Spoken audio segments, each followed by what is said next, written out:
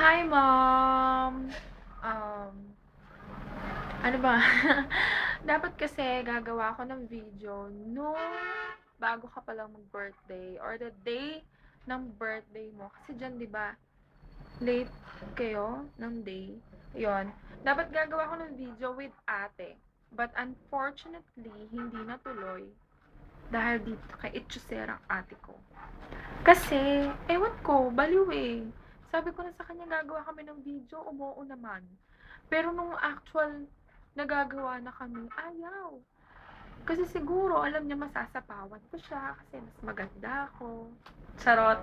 Joke lang. And, yun talaga si ate, mahiyain. Ayaw sumama sa akin lagi sa picture. Kasi alam naman ako sino yung mapagkakamalan na yaya. Joke. Um, ayun lang, belated happy birthday and more blessings to come. Alam ko masyado nang paulit-ulit din sa mga tao yung mga more blessings to come. Pero, of course, dapat magpasalamat tayo kay God na every day and every morning, pinapahiram pa rin niya yung buhay na pinahiram niya sa atin.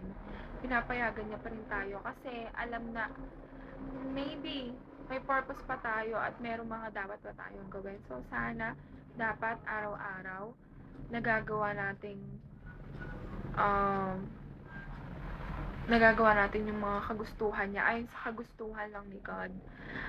Like, giving love, no hatred, um, being understanding, forgiving, and loving.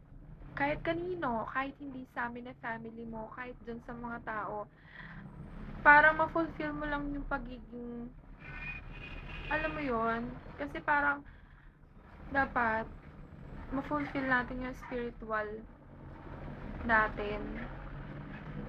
Para magaan yung pamumuhay natin, di ba? Yun lang naman. And every night, I prayed na sana maging okay tayo, i-bless tayo palagi, and patawarin tayo sa lahat ng mga kasalanan natin. And sana kung ano man yung mga hindi natin pagkakaintindihan, ano ba tong boses ko, gumagaligal. Kung ano man yung mga hindi natin pagkakaintindihan as a family,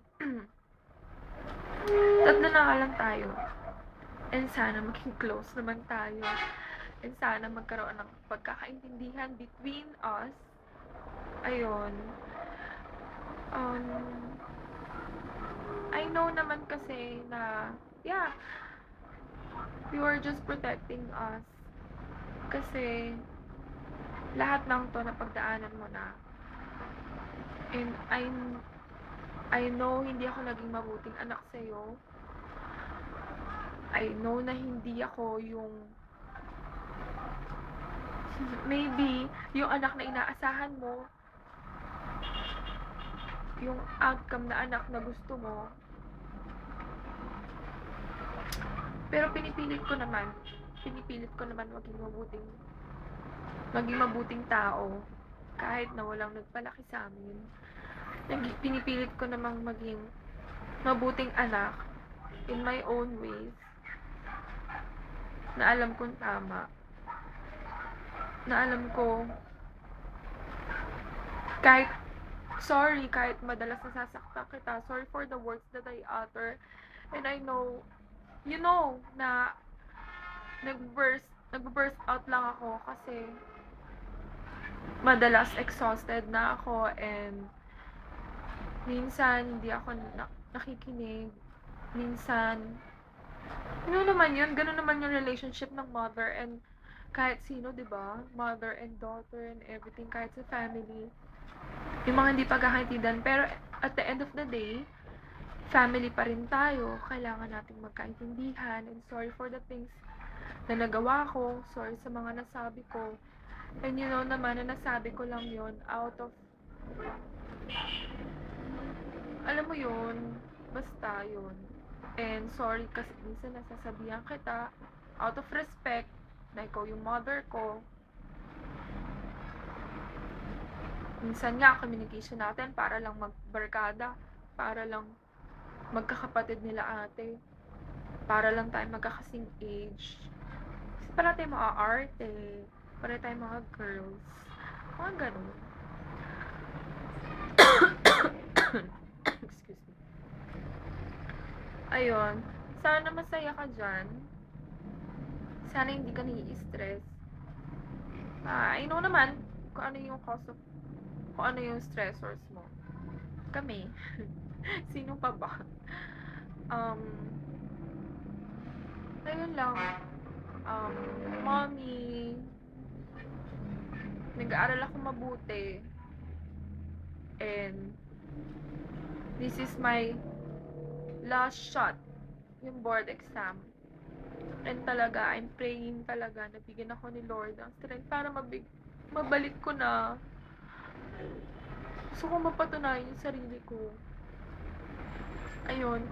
Kasi, sayang talaga na graduate ako without honors, without medals. Pero alam ko naman, ba yan, naiiyak ako, nakakainis. Wala naman sa usapan yung pag-iyak. Alam ko naman, diba, sa pag-graduate ko pa lang, alam ko nang proud ka na sa akin, no?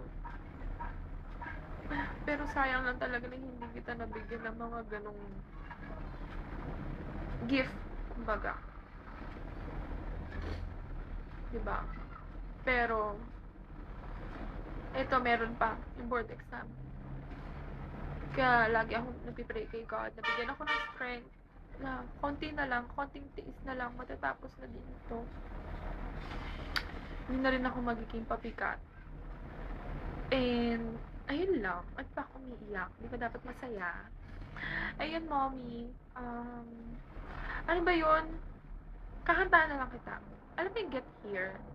Anyway, hindi ka naman sasagot kasi this is a video. Hello. You can reach me by trailway. You can reach me by stairway. You can reach me by an airplane. You can reach me by your soul. Cross the ocean, cross the mountain, using rope to rope. Across the desert like an Arab man. I don't care how you get here, just get here if you can. There's some hills and mountains between us. La, la, la. Yun na yun. Hindi ko na kasi alam. Mali-mali pa yung lyrics ko. Basta, gusto ko siyang kinakanta pero hindi ko natatandaan ko anong lyrics eh. And naisip ko kantahin sa'yo kasi syempre, we are miles apart. And never pa kitang nakita. Marami nang tatanong, kailan umuwi na ba yung mommy mo? Hindi. Kahit sa graduation, hindi. Pero hindi ako, oo, nung high school. Akala ko kasi pag graduation, yun yung end na magpapakita ka. Kaya nung college, din ako umasa. Pero okay lang. Okay lang naman. Malungkot. Masyado ako emotional magdating dyan. Kaya nga sinasabi ng iba, napakamasayahin mo, pero pag kwento pala ng buhay mo, iba. Mga ganun. Ganun talaga. Ganun talaga ang life. Ano pa ba? May kakantayin pala ako. Yung kay Whitney Houston. I will always love you and I will try to reach that notes. Pero pasisimplihin ko lang. Yung sa level ko lang, di ba? Ano lang? Wait. If I shouldn't stay, how will always be your way, so I won't, but I know I'll think of you every step of the way.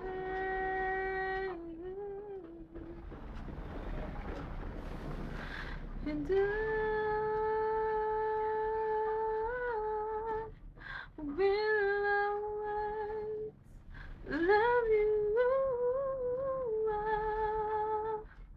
I will always love you,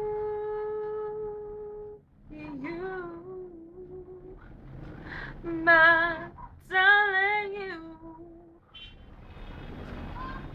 So I hope life treats you kind, and I hope you will always dream of. So I wish you joy and happiness, but above all this, I wish you love.